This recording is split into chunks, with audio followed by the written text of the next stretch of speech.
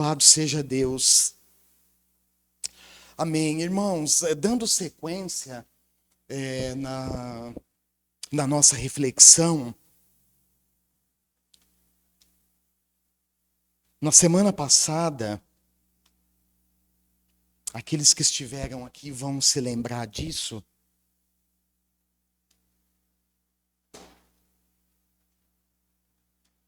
Nós começamos a pensar um assunto muito importante relacionado à igreja.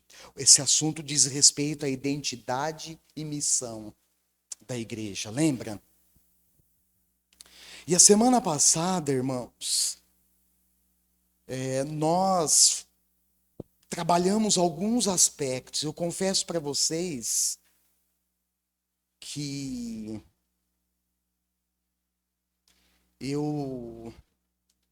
falar sobre identidade e missão da igreja é algo assim muito abrangente. E eu lembro, não sei se você vai se recordar, mas eu disse que eu não seria impossível eu abordar em 40 minutos tudo sobre identidade da igreja. E hoje eu repito o que eu disse semana passada. É impossível em 40 minutos. Será que é possível projetar para nós, por favor, a tela da... Não? Tá bem fraquinha aí a resolução. Mas o tema é esse, irmãos: reposicionamento da igreja, engajar-se na missão. Eu confesso e repito o que eu disse semana passada, eu não consigo em 40 minutos esgotar esse assunto. Aliás, falar de missão da igreja é algo extremamente complexo, extremamente profundo. Nos conecta, irmãos, a uma direção, a princípios da palavra de Deus que precisam ser vasculhados, que precisam ser estudados com muito afinco, com muita determinação.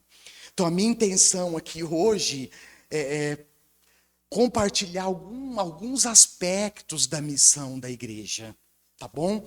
Na mensagem anterior nós falamos voltada sobre esse reposicionamento, e eu quero que você entenda o seguinte: reposicionamento no sentido de assumir um novo posicionamento. É isso que essa palavra, o significado dessa palavra traduz. De assumir um novo posicionamento quanto à sua identidade e missão. E eu confesso outra coisa para vocês, irmãos. Enquanto eu estava preparando, estudando os textos, lendo livros, eu confesso que eu me deparei assim com algumas dificuldades. Algumas dificuldades, e uma delas é a minha própria inércia em relação à missão que Deus me mandou fazer, que Deus me mandou cumprir. O fato é, irmãos, que nós somos uma igreja que confessa a fé cristã reformada. O que é isso, pastor? A fé cristã reformada, irmãos, é uma fé que dentro da sua confissão e dos seus princípios tem todos os filhos de Deus, tem todos os discípulos de Jesus como agentes transformadores desse mundo. Eu quero acreditar que ainda no corpo de Cristo, na igreja, no povo de Deus, não tenha pessoas que ainda pensem que a missão é só para a liderança da igreja. Que essa mentalidade até antibíblica, principalmente antibíblica, ela seja, irmãos, apagada da nossa mente. De que só algumas pessoas exercem uma função e é a partir dessa função a missão da igreja é cumprida. Não. A fé reformada, irmãos, nos diz, cristã reformada, desculpa, nos ensina que cada crente é um sacerdote de Deus. Amém? Quando você ouve isso, o que isso bate no seu coração e volta? Como é que é? Ou isso bate no seu coração e reacende uma chama? Vou repetir, cada crente é um sacerdote de Deus. É isso que a palavra diz, irmãos. A missão da igreja, ela é para mim, ela é para você, ela é para todos nós. E essa palavra missão, nós podemos traduzi-la como uma tarefa. Só que quando a gente lembra dessa palavra, nós lembramos que a primeira missão, ela não é da igreja, essencialmente no mundo. A primeira missão, sabe de quem que é, irmãos? É de Deus. Porque foi Ele que enviou seu Filho unigênito ao mundo. E para que Deus enviou Jesus ao mundo, irmãos? Jesus veio para remodelar a estrutura política romana, para libertar os judeus da escravidão romana. Foi isso que Jesus veio fazer? Sim ou não? Não. Jesus não veio, irmãos, mexer com estruturas políticas, econômicas, governamentais. Jesus veio para mexer com o ser humano. Ele veio para te libertar, para me libertar. Ele veio para salvar a humanidade. Foi para isso que ele veio, irmãos. Tá certo que quando nós olhamos para a palavra de Deus, foi o que eu disse, eu não vou conseguir ler todos os textos, eu não vou conseguir fazer uma exegese do Antigo e do Novo Testamento. É impossível em 40 minutos.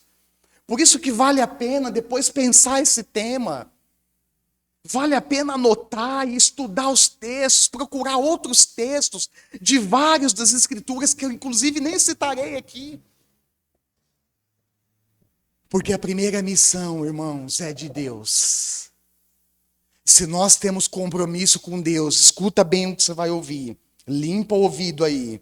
Se nós temos compromisso com Deus, se Jesus é Senhor da nossa vida, nós temos uma missão a exercer no mundo.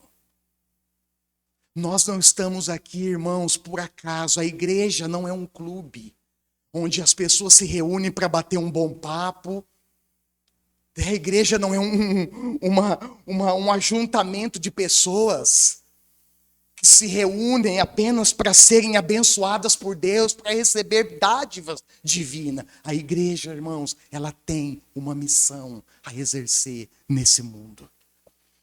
E eu quero dar uma pincelada, eu quero compartilhar com vocês algumas coisas. E eu também quero dizer que assumir esse novo posicionamento significa, irmãos, não abrir mão, não negociar de jeito nenhum os princípios e os valores da palavra de Deus. Como rege a nossa declaração de fé, não sei se você vai lembrar, faz tempo, pastor, que eu não pego a declaração de fé da Igreja Hollins. Puxa vida, não lembro, pastor. Mas no estatuto, no regimento interno, da Igreja Hollins no Brasil, tem um artigo, o artigo número 5, do capítulo 1 do regimento, irmãos, que diz o seguinte: olha a confissão da fé reformada, nós cremos na inspiração divina. Cremos na veracidade e autoridade das Sagradas Escrituras, em sua totalidade consistente de quantos livros? 66 livros. 39 no Antigo e 27 no Novo. 66 livros do Antigo e do Novo Testamento, como a única palavra de Deus escrita e a única regra infalível de fé e de prática. Essa é a declaração da Igreja Hollins no Brasil sobre a palavra de Deus. Você lembrava disso? E aqui na sequência, irmãos, eu quero tentar fazer uma definição da igreja, da identidade, uma definição discricionária da igreja, porque até uma definição da identidade da igreja é difícil de fazer. Paulo, por exemplo, diz que a igreja é o corpo de Cristo. É assim que ele define a identidade da igreja. Mas a igreja, irmãos, é uma comunidade fraterna. Uma definição simples, tá? Bem simplista. É uma comunidade fraterna. E essa comunidade, ela está destinada a ser para Deus, para si e para o mundo. Olha para a pessoa que está do seu lado, está quase cochilando. Fala assim para ele: pastor, o senhor começou a mensagem agora, já tem gente cochilando, olha para ele. E fala assim: ajuda o pastor aí. Olha para ele e fala assim: olha, a igreja é uma comunidade fraterna destinada a ser para Deus, para si e para o mundo. Amém? Ô, glória! Desperta aí! E essa comunidade, irmãos, ela existe para adorar e servir a Deus. Por exemplo, essa atividade, esse culto que nós prestamos a Deus todo domingo, faz parte da missão da igreja. Nos ajuntarmos para adorar a Deus é gostoso, irmão? Sim ou não? Sim. E o que dirá depois, então, né, do culto? Que a gente vai comer junto, conversar um pouquinho. É gostoso? É. Então faz parte, irmãos. Adoração é a essência da missão da igreja, mas não é tudo. Tá bom? A igreja é uma comunidade de adoração, de serviço. Ela edifica-se a si mesma através do amor, através do cuidado mútuo e também, irmãos, através da proclamação do amor de Deus ao mundo. Estava lendo, acho que ontem, alguma coisa nesse sentido e o autor diz que a igreja ela é um oásis de amor. Eu fiquei pensando, Senhor amado, será que essa é a realidade da igreja em todo lugar mesmo?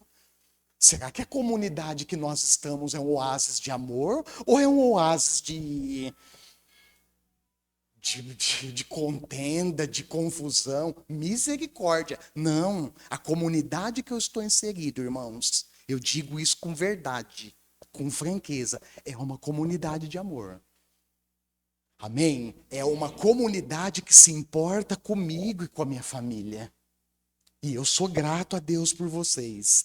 A igreja, irmãos, ó, o que eu falei agora, se você quiser base bíblica, João 13, 34, 35 e Gálatas 6, 10. A igreja é o corpo de Cristo. E ele, Cristo, é a cabeça desse corpo. Olha que coisa maravilhosa. Ele é a cabeça, irmãos. E esse corpo é composto de vários membros, onde cada membro exerce a sua função. Onde cada membro é importante nesse trabalho, irmãos. Onde cada membro precisa, tem a responsabilidade de se envolver um com o outro e de se empenhar um com o outro na missão da igreja, que não é só aqui dentro, mas é lá fora também. Efésios 1, 22, 23, Colossenses 1, 18, 1 Coríntios 12, 12 ao 31 e outras referências bíblicas que eu poderia citar aqui. Nós não podemos esquecer, irmãos, que a missão da igreja está intimamente ligada à sua identidade. Ou seja, nós somos chamados a fazer a partir do que nós somos. Do que nós somos. No Evangelho de Mateus, abre comigo esse texto. Vale a pena conferir. Mateus 16, versos 13 ao 18. Olha lá. É um texto muito interessante. Mateus 16, 13 ao 18. É um texto muito interessante.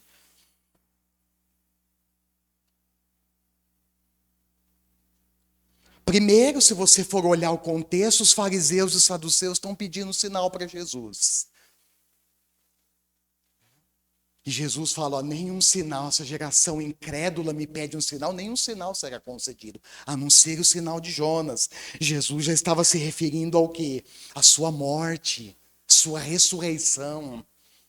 Mas eles não entendiam isso, viu, irmãos? E a hora que chega lá no 13, olha só que interessante. Chegando Jesus à região de Cesareia de Filipe, perguntou aos seus discípulos, quem os outros dizem que o Filho do Homem é? Quando nós olhamos de relance essa pergunta de Jesus, o que a gente pensa? Ou o que a gente pode pensar? Puxa, Jesus estava preocupado com o que os outros pensavam dele. Às vezes, numa pensamento imediatista, pode ser isso. Puxa, Jesus está preocupado, está perguntando para os discípulos quem os outros dizem que ele é. Mas, na realidade, irmãos, a pergunta de Jesus é extremamente estratégica e importante. Por quê? Porque eles estavam numa região, num território pagão. Nesse lugar, Cesareia de Filipe, Herodes o Grande havia construído um templo em adoração a César, ao imperador César. Você sabe que os imperadores antigamente eles eram cultuados pelas pessoas. É por isso que quando Herodes descobre que nasceu Jesus, e que ele é o novo príncipe, era o novo rei de Israel, ele dá um jeito de fazer um extermínio na meninada. Por quê? Porque ele sente que o seu trono estaria ameaçado. Mas Jesus, irmãos, diz que o reino dele não é desse mundo. Né? O reino dele era outra. Jesus aponta para uma outra direção. Mas Jesus estava numa região pagã. E além disso, irmãos, tinha ali uma gruta onde as pessoas adoravam um deus pagão denominado de Pan. Era um deus das florestas. E dificilmente nesse lugar viria alguma revelação profunda acerca do Messias prometido. Então a pergunta de Jesus ela é totalmente estratégica. Ele pergunta, olha, quem os outros dizem que eu sou? Ou seja, numa região pagã, de uma cultura pagã e pecaminosa, o próprio Deus estava querendo saber qual era a percepção das pessoas acerca dele. E aí segue o texto. Eles responderam, olha, alguns dizem que é João Batista. Olha a resposta do pessoal. Outros Elias e ainda outros Jeremias ou um dos profetas. E vocês? E aí Jesus muda a direção da pergunta. Ele tira das pessoas e coloca para quem? E aponta para os discípulos. E vocês? Perguntou ele. Quem vocês dizem que eu sou? Simão Pedro respondeu, tu és o Cristo, o Filho do Deus vivo. Tu és o ungido de Deus, o Filho do Deus vivo. Respondeu Jesus, feliz é você, Simão, filho de Jonas, porque isso não lhe foi revelado por carne ou sangue. Não foi uma revelação humana, mas foi uma revelação divina, irmãos. Mas por meu Pai que estás nos céus. E eu lhe digo que você é Pedro. Pedro e pedra, irmãos, é a mesma coisa. A palavra, né, Pedro e pedra, tem a mesma raiz de significado. Pedro é pedra. E Jesus diz, olha, você é Pedro, e sobre essa pedra edificarei a minha igreja, e as portas do Hades não poderão vencê-la.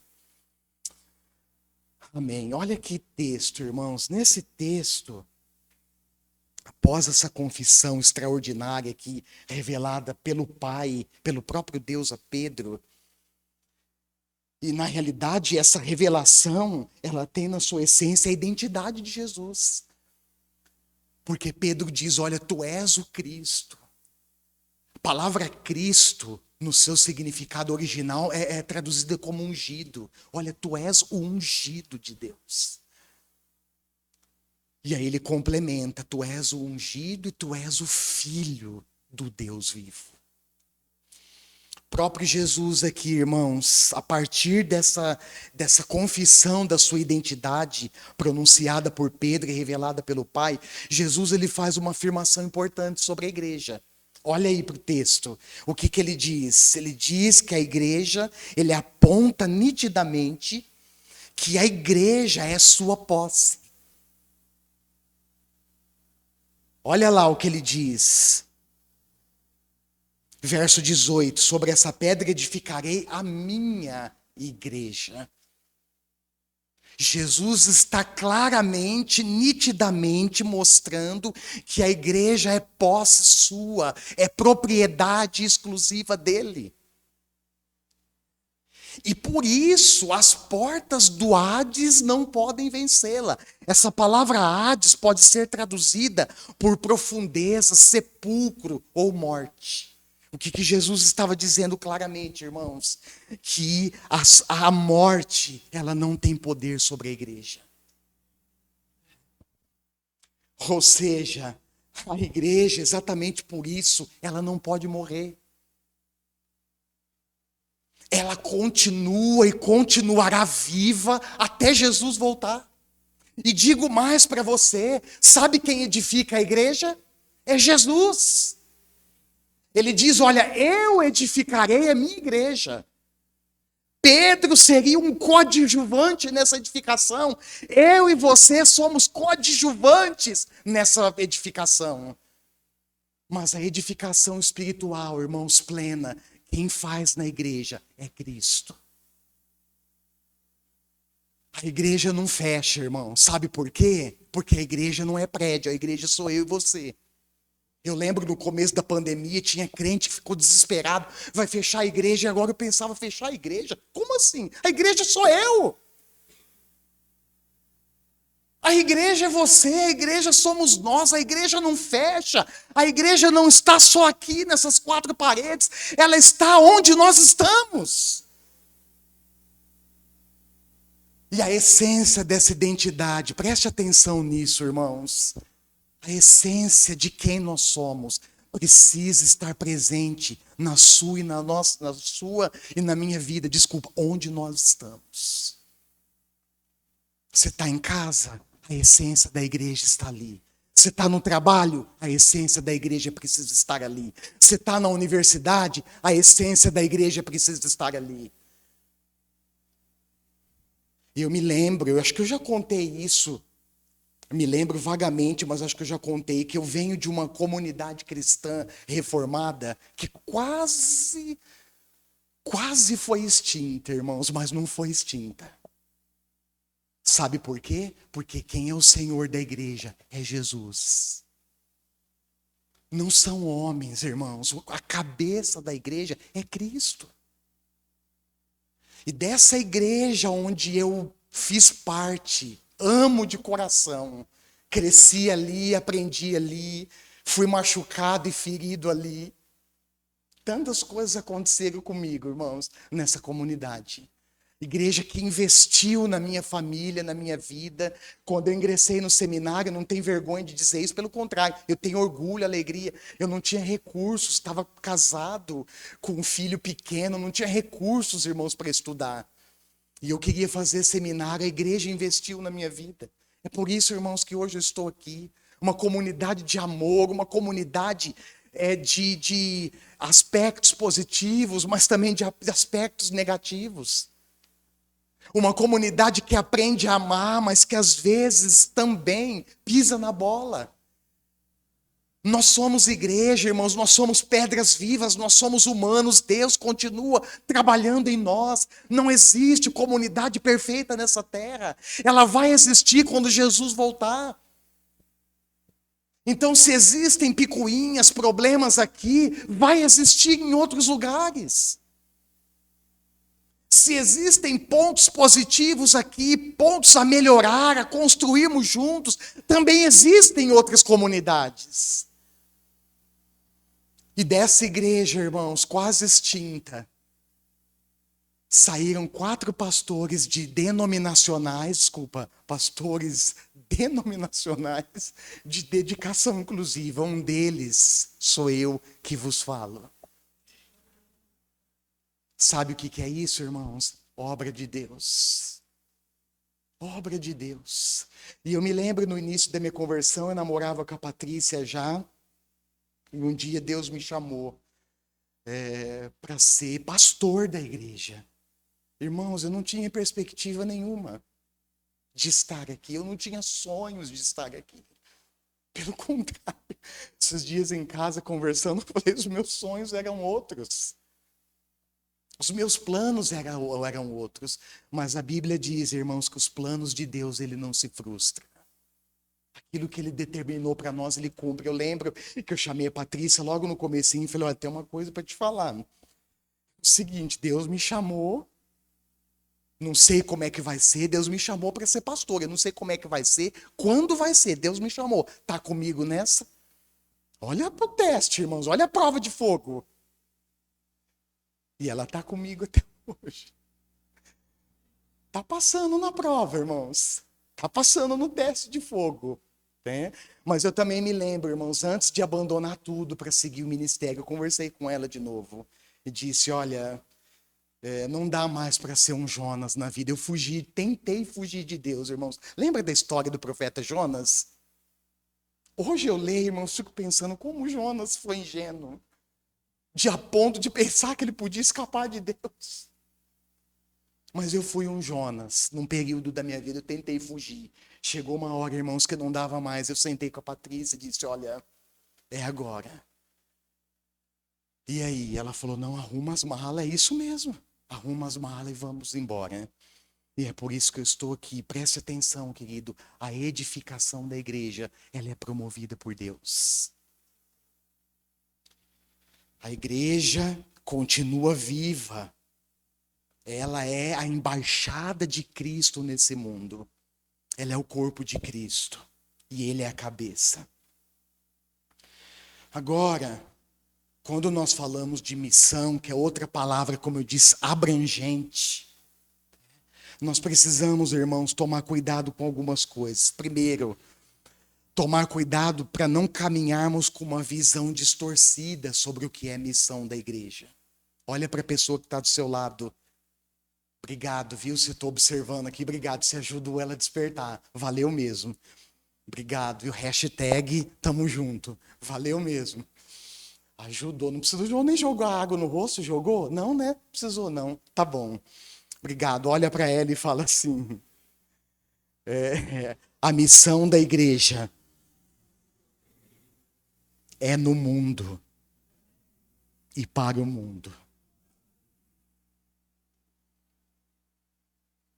E nós não podemos, irmãos, caminharmos com uma visão distorcida ou limitada. Normalmente, quando nós falamos da missão da igreja, a gente associa em 3 dimensões. Que, inclusive, se você quiser anotar aí, está registrada, acho que nós podemos ler, Marcos 16, 15 e 16, abre esse texto, por favor, e Mateus 28, 16 ao 20. Normalmente, nós associamos a missão da igreja a essas 3 dimensões clássicas retiradas do Evangelho, de Marcos e de Mateus. Será que você consegue apontar junto comigo essas 3 dimensões? Vamos olhar primeiro Marcos 16, 15 e 16. O que está escrito lá?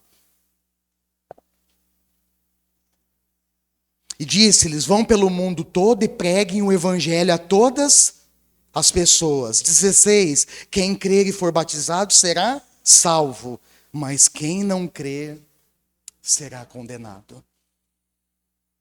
Será que daqui a gente consegue tirar uma dimensão? Qual é essa dimensão? Pode dizer, com firmeza. O que Jesus disse para eles? Vão e façam o quê? Discípulos ou pregue o evangelho? Olha aí para o texto. Eita! O que Jesus disse? Vão pelo mundo e preguem o evangelho. A quem? A todas as pessoas. Ou seja, o evangelho não tem limite de alcance, irmãos. Ele precisa ser anunciado por nós nos 4 cantos desse mundo, a todos os povos, a todas as etnias, a todas as nações e a todas as pessoas. Agora vai para Mateus 28, 16 ao 20. Os 11 discípulos foram para a Galiléia, para o monte que Jesus lhes indicara. Quando viram, adoraram, mas alguns duvidaram. Então Jesus aproximou-se deles e disse: foi-me dada toda a autoridade nos céus e na terra, portanto vão e façam discípulos de todas as nações, batizando-os em nome do Pai, do Filho e do Espírito Santo, ensinando-os a obedecer a tudo o que eu lhes ordenei. E por fim a promessa. Primeiro a tarefa e depois a promessa. Mas a promessa vai se cumprindo junto, tá? Concomitantemente, junto. E eu estarei sempre com vocês até o fim dos séculos. Quais as outras 2 dimensões que a gente extrai desse texto? Olha aí.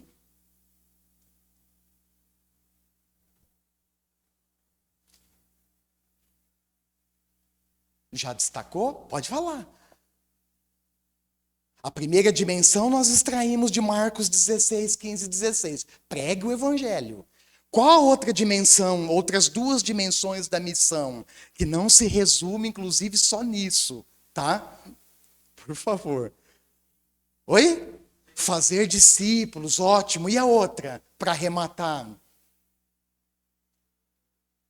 Isso, depois que a gente faz discípulos, qual é a tarefa? É abandonar eles no mundo para eles morrerem sozinhos? Não, nós estamos falando disso na sexta, né? Inclusive, você que não tem vindo, tá perdendo, hein? Perdendo. Mas qual é a nossa função? Nossa missão, irmãos, é ensinar esses discípulos. Mas ensinar o quê, pastor? A obedecer. Obedecer o quê? Tudo. A tudo o que Cristo nos deixou, nos ensinou. Nesse texto, irmãos, da grande comissão, nós inclusive podemos sim, sem sombra de dúvidas, abrir outra janela e incluir aqui, né, a ação social, que é outra palavra que tem uma definição muito genérica, muito abrangente. Mas seria basicamente, se eu pudesse colocar para vocês aqui, eu colocaria que a ação social, irmãos, junto com o evangelismo, são as duas vertentes essenciais da missão da igreja no mundo. Pergunto para você, o que a igreja tem feito? Pergunto para nós, qual trabalho nós temos feito, nós temos desenvolvido? Será que a nossa missão, irmãos, ela caminha nessa direção? E a ação social seria todo bem, tudo que a gente puder fazer para ajudar as pessoas, para contribuir para o bem-estar das pessoas, não só material, porque as pessoas não têm só necessidades, irmãos, materiais. As pessoas têm principalmente necessidades emocionais e espirituais. Então, a ação social vai além lógico, é importante contribuir com uma cesta básica, dar alimentos, mas é muito além disso. É contribuir para que as pessoas se desenvolvam, elas tenham acesso à educação, à saúde, a uma estrutura digna de vida. É muito mais do que isso. E se nós incluirmos Atos 1:8? Olha aí, será que dá para abrir outra janela? Olha Atos 1:8. E incluir outra tarefa da igreja? O que está registrado nesse texto? Atos dos Apóstolos 1:8. Você que é rápido de endereço, corre lá comigo. Mas receberão poder quando o Espírito Santo descer sobre vocês. Eles estavam aguardando o cumprimento dessa promessa, da vinda, da manifestação do Espírito Santo. Olha, o Espírito Santo descerá sobre vocês e serão minhas testemunhas em Jerusalém, toda a Judéia e Samaria e até os confins da terra. Podemos abrir uma janela aqui para mais uma missão, mais uma tarefa que nós temos. Qual é?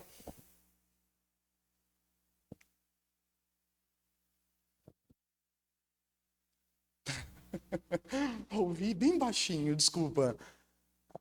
Isso, sermos testemunhas de Jesus em todo o mundo.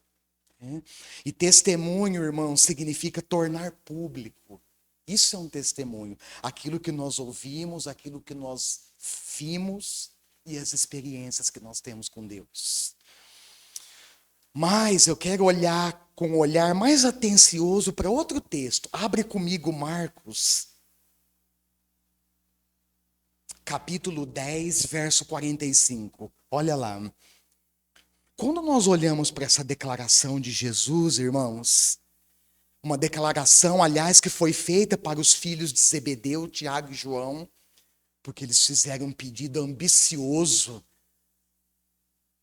egoísta, caiu mal no ouvido dos outros 10.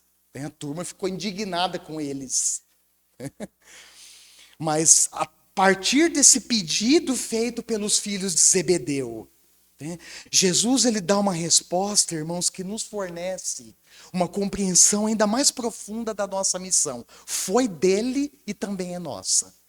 Olha lá, Marcos 10, 45. Pois nem mesmo o Filho do Homem veio para ser servido, mas para servir e dar a sua vida em resgate por muitos. Jesus, novamente, irmãos, no episódio específico, ele está corrigindo a percepção dos discípulos, que queriam um lugar de honra, que queriam um lugar de destaque, onde o próprio Jesus responde que ele não poderia conceder. Olha, esses lugares, como é que Jesus responde para eles? Verso 40, mas o assentar-se à minha direita ou à minha esquerda não cabe a mim conceder. Esses lugares pertencem àqueles para quem foram preparados.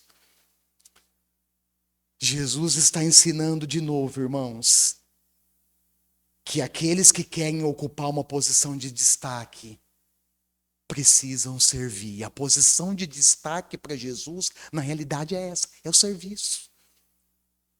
E isso fica tão claro para mim no verso 45, porque Jesus se refere a ele mesmo.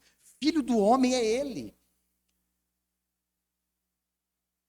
E ele diz, olha, esse filho do homem veio para servir. E os discípulos que estavam caminhando com ele queriam um lugar de destaque, irmãos, de posição, de honra. E Jesus diz, olha, a resposta de Jesus é fantástica. Olha, não será assim entre vocês. Ao contrário, quem quiser se tornar importante, deverá ser servo. Quem quiser ser o primeiro, deverá ser escravo de todos. Nós somos uma comunidade, irmãos, chamados a servir um ao outro e servir as pessoas que estão lá fora. Isso faz parte da missão da igreja. Certamente nós não somos salvadores do mundo, tá certo? Salvador do mundo só tem um, irmãos, Jesus. Nós não somos salvadores da pátria. Não somos salvadores do mundo. E também não daremos, certamente, a nossa vida por outro. Mas assim como o Filho foi enviado ao mundo, nós também fomos enviados.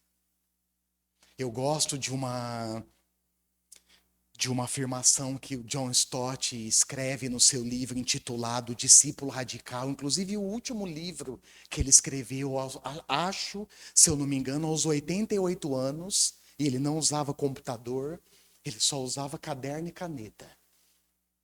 Ele diz, irmãos, ali, que a missão da igreja, a igreja tem dupla vocação em relação ao mundo. Primeiro, nós devemos servir, amar, nós vivemos no mundo. E segundo, nós não podemos nos contaminar por ele. Por isso que eu disse aqui, irmãos, a igreja precisa assumir uma nova postura no que diz respeito à sua identidade e missão, sem abrir mão dos princípios e valores da palavra de Deus. Nós não negociamos o que é inegociável. Amém?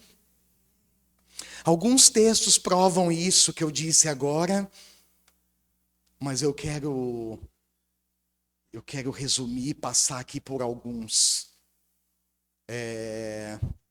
Lá em João 17, você pode anotar e estudar depois, lá na sua oração no cenáculo, antes da sua condenação, a crucificação, Jesus ele comprova essa realidade. João 17, 18, ele diz assim como me enviaste, ele está orando.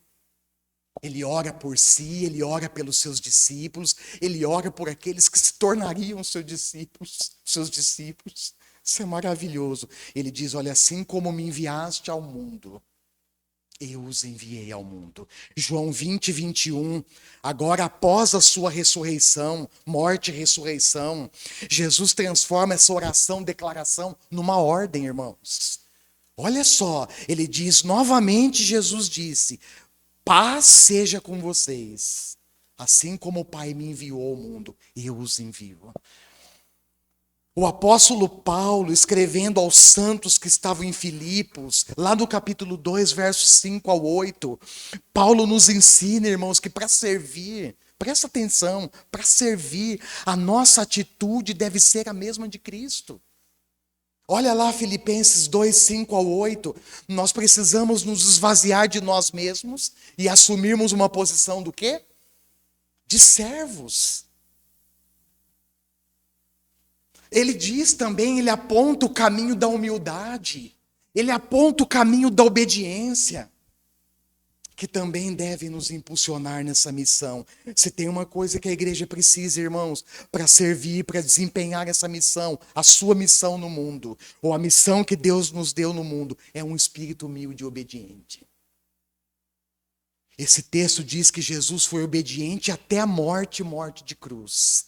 Mas se nós olharmos para os evangelhos, irmãos, nós vamos perceber que Jesus seguiu resolutamente, para o cumprimento máximo, o auge da sua missão.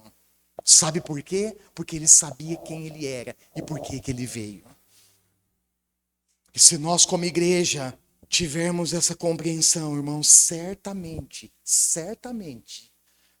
a nossa postura, a partir do que nós precisamos fazer, ela vai mudar. Não estou dizendo com isso que a igreja não tem feito, que a igreja não tem cumprido sua missão no mundo. Tem sim. Mas eu quero trazer um olhar mais apurado a partir disso. E eu quero fechar, irmãos, aqui, afirmando que missão, eu acho que era isso que era para pedir para falar outra vez. Eu esqueci, pedi para falar outra coisa, agora eu lembrei. Olha que eu olhei aqui, desculpa. Eu quero encerrar, irmãos, afirmando que missão não é tudo que a igreja faz. Agora olha para a pessoa que está do seu lado e fala assim para ela: meu irmão, minha irmã, missão não é tudo que a igreja faz, e sim o que Deus nos manda fazer. Se eu fosse, irmãos, na minha limitação, desculpa a minha limitação, mas se eu for na minha limitação sintetizar o significado de missão, é isso, é o que Deus nos mandou fazer. O que Deus nos mandou fazer? Algumas coisas nós listamos aqui. Proclamar, ou seja, o evangelismo. Vou falar daqui a pouquinho, cuidar do órfão, da viúva, cuidar dos pobres, se envolver na questão política de maneira saudável, dialogar com o mundo de maneira saudável, contribuir para que estruturas opressivas elas sejam desfeitas, corrigir perspectivas humanas erradas. Tudo isso faz parte da nossa missão. Mas nós não podemos perder de vista que nós somos uma comunidade de adoração e de serviço, e ambos se completam. Nós não podemos esquecer, irmãos, acho que eu citei isso, que as necessidades humanas, elas transcendem o plano material. As pessoas têm necessidades emocionais, espirituais, e essas necessidades só Deus pode suprir. É por isso que a missão da igreja, dentro do evangelismo, da proclamação de Jesus Cristo, é essencial. Nós também não podemos nos esquecer que Deus está ativo nesse mundo. Deus está ativo, e através da sua providência, da sua graça comum, ele se manifesta aos homens, irmãos. Mateus 5,45 diz que Deus faz raiar o seu sol sobre os justos e os injustos, sobre os bons e sobre os maus. Deus está ativo, a sua providência, a sua graça comum, ela está sendo manifesta na vida dos homens dia após dia, sobre as nações, sobre os governantes, quer eles reconheçam isso ou não, a providência de Deus está ativa.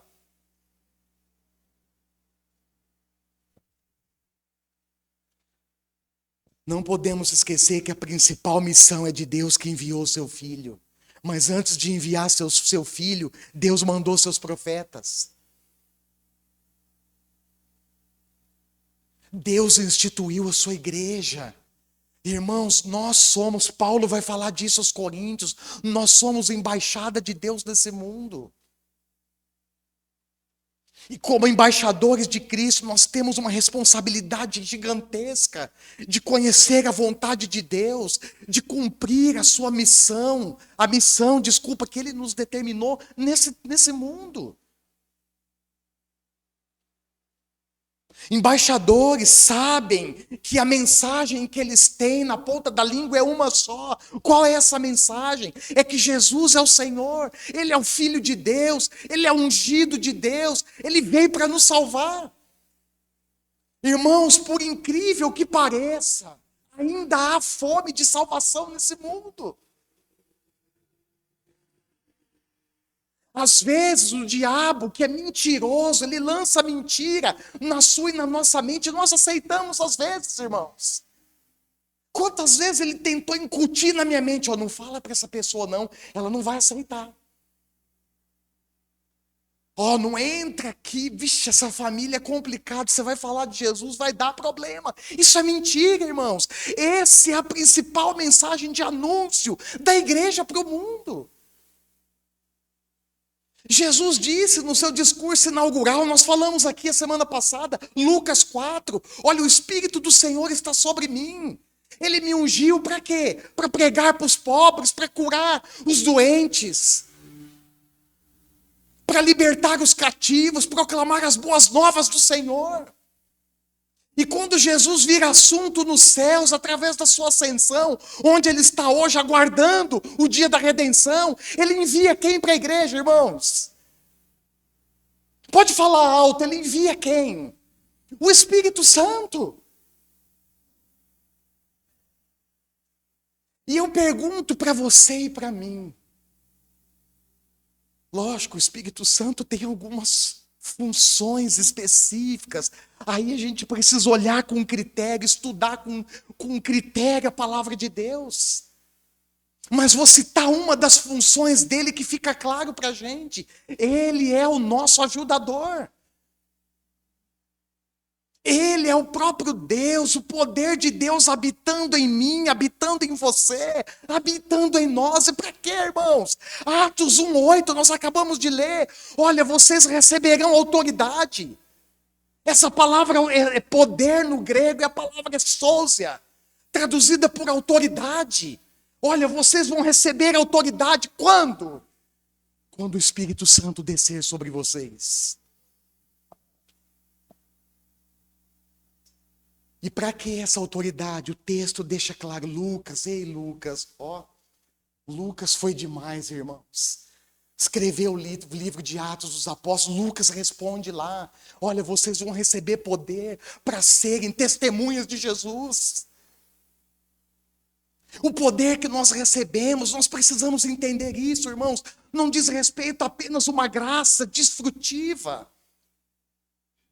Eu sei, isso faz parte, pastor, então o senhor está querendo dizer que eu eu não posso desfrutar da graça e das bênçãos de Deus nesse mundo? Não, não é isso. Nós desfrutamos sim, Jesus diz, olha, eu vim para que tenham vida plena, vida em abundância, e essa vida plena em todos os sentidos, físicos, emocionais, materiais, principalmente espiritual. Nós somos um povo agraciado por Deus, irmãos. Amém? Nós somos um povo contemplado pela graça de Deus, não só a graça comum, mas uma graça especial, que Ele derrama só sobre os seus filhos. Nós somos escolhidos, irmãos, agraciados, nós somos comprados, redimidos, nós fomos salvos. Isso é graça de Deus. Paulo vai escrever aos Efésios, no capítulo 2, a partir do verso 8, olha, vocês são salvos pela graça. Isso não vem de vós, é dom de Deus, não de obras, para que ninguém se glorie. Não são obras que salvam a igreja, irmãos. Quem salva a igreja é Jesus.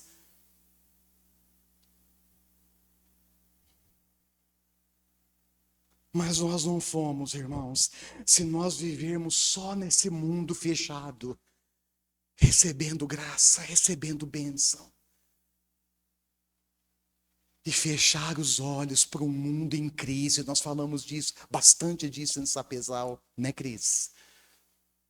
Se nós fecharmos os olhos, irmãos, para um mundo em crise, especialmente crise econômica, crise política, crise material, sim, tudo isso.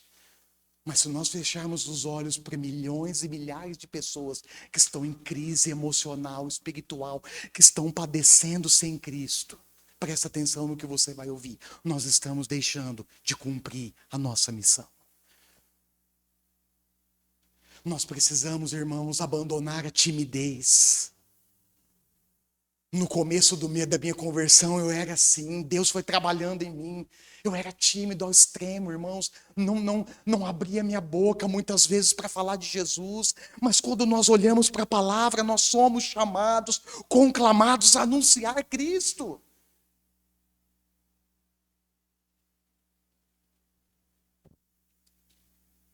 Se nós não anunciarmos, as pedras conclamarão.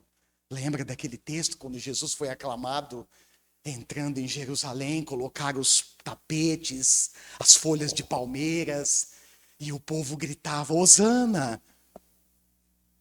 Hosana nas alturas! Hosana ao Filho de Deus! E os fariseus do lado: manda esse povo calar a boca, o que eles estão falando? Jesus olha para eles e diz: olha, se eles se calarem, as pedras clamarão. Nós temos uma responsabilidade, irmãos, muito grande. Você tem falado de Cristo no seu trabalho, querido?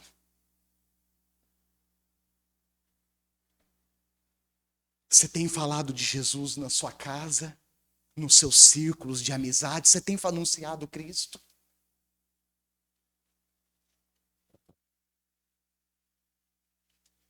Feche os seus olhos. Como eu disse, irmãos, eu tentei abranger, eu tentei compilar aqui nessa mensagem de meia hora, 40 minutos, um pouco da identidade da missão da igreja. Tem muito mais textos.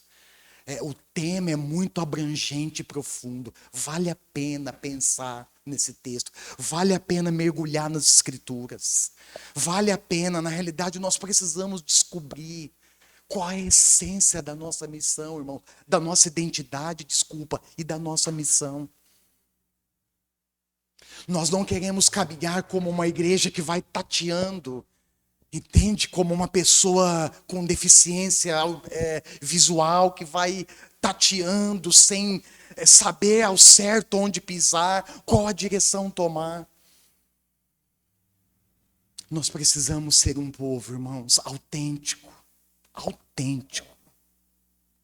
no cumprimento da nossa missão. Mas a nossa missão, ela só pode ser cumprida com efeito quando nós soubermos quem nós somos.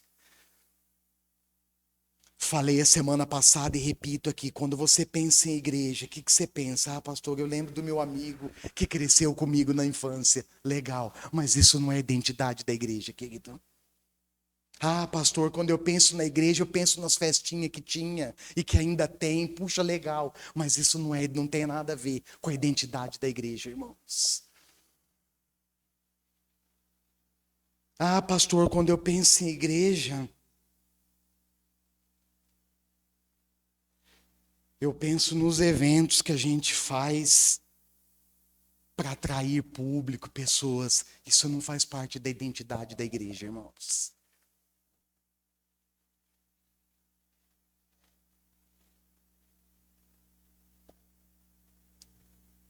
Então, é essencial para cumprirmos bem a missão, sabermos quem nós somos, porque nós estamos aqui. Senhor, muito obrigado.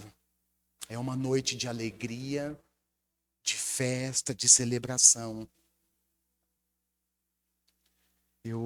Como eu disse o Senhor lá em casa em oração hoje à tarde, apesar da minha limitação, sua palavra ela é viva. Eu sei, eu estou consciente, Espírito Santo, de que outros aspectos poderiam ser incluídos, abordados. É por isso que eu reparto com meus irmãos e irmãs uma parte do que é ser igreja e a sua missão no mundo. Há muito mais a estudar, há muito mais a buscar no Senhor, há muito mais a perceber, a descobrir. E não só isso. Há muito o que fazer, há muito trabalho. Eu estou lembrando aqui daquele texto de Mateus capítulo 9, Senhor. Quando o Senhor olha para as multidões e tem compaixão delas, porque eram como ovelhas sem pastor. E ovelha sem pastor fica perdida. Um mundo sem Cristo é um mundo perdido. Não há boas perspectivas, não há novas perspectivas. Sem Cristo, somos um mundo em falência. Somos um mundo, como falamos muito esses dias em Sapezal, somos um mundo em crise. Mas também quando eu olho para a sua palavra, Senhor, mas antes disso, ali naquele texto, o Senhor diz, olha, grande é a seara, mas poucos são os trabalhadores. E eu também me lembro quando eu penso no mundo, como mundo me referindo a pessoas, a gente, a ser humano. Eu me lembro daquele texto de João 3, na sua conversa com Nicodemos. O Senhor diz, olha, Deus amou o mundo de tal maneira que deu o seu Filho unigênito, para que todo aquele que nele crê não pereça, mas tenha vida eterna. A missão da igreja é proclamar Cristo. Sejamos ousados, sejamos corajosos, Senhor, no cumprimento dessa missão. Destrava-nos, às vezes a gente fica travado, Senhor. Na nossa timidez, na nossa negligência, nós travamos. Mas que a tua palavra liberada sobre nós essa noite nos libere, em nome de Jesus, nos liberte, nos libere, para proclamarmos Cristo, para anunciarmos que em Jesus há esperança.